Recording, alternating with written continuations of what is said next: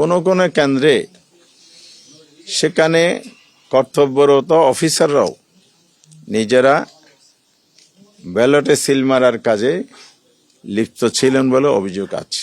এখানে জাল ভোট হয়েছে প্রচুর, কালো টাকার ছড়াছড়ি হয়েছে এবং কোথাও কোথাও হুমকি দমকি সন্ত্রাস মারামারি অথবা হামলার ঘটনা ঘটেছে। আমরা লক্ষ্য করেছি 12 ফেব্রুয়ারির ইলেকশনে প্রথম ধাপে, কারণ ইলেকশনের তো কয়েকটি ধাপ আছে, একটা হচ্ছে ভোট গ্রহণ, দ্বিতীয় হচ্ছে ভোট গণনা, তৃতীয় হচ্ছে ফলাফল প্রকাশ।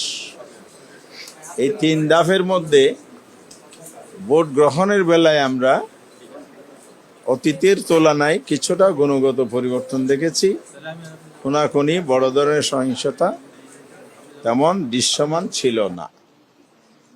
তবে ভোট গ্রহণকালীন সময়ে ভোট কেন্দ্রগুলো ভিজিট করতে গিয়ে আমরা যেটা দেখেছি, সেখানে অসুস্থ পরিবেশ বিরাজমান ছিল নানা ধরনের। অর্থাৎ ভোট গ্রহণ সূচনা সুন্দর হলেও সমাপ্তি সুন্দর হয় নাই। এখানে জাল ভোট হয়েছে প্রচুর, কালো টাকার ছড়াছড়ি হয়েছে এবং কোথাও কোথাও হুমকি দমকি সন্ত্রাস মারামারি অথবা হামলার ঘটনা ঘটেছে।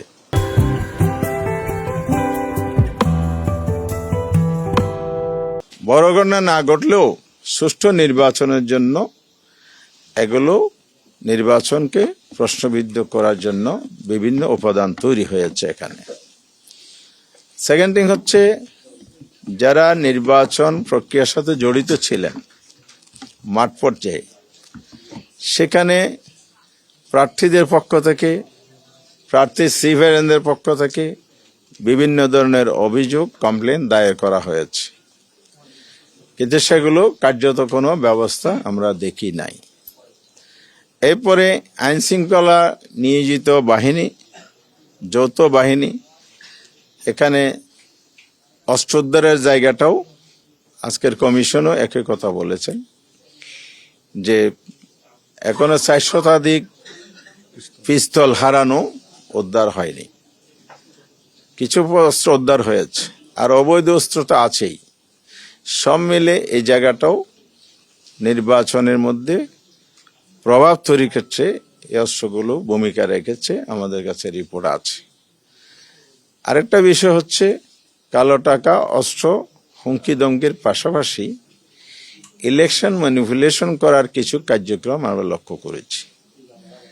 যেমন কোনো কেন্দ্রে সেখানে কর্তব্যরত অফিসাররাও নিজেরা ব্যালটে সিল মারার কাজে লিপ্ত ছিলেন বলে অভিযোগ আছে। দলীয় কর্মীরাও সিল মেরেছেন, অভিযোগ আছে।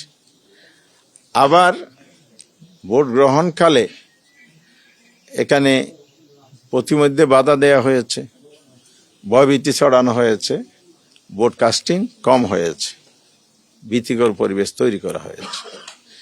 আমরা যারা 11 দল একসাথে ইলেকশন করেছি, তাদের পক্ষ থেকে বারবার কমিশনকেও বলা হয়েছে, স্থানীয়ভাবে বলা হয়েছে, কিন্তু এটার কোনো পদক্ষেপ আমরা সন্তোষজনকভাবে পাই নাই।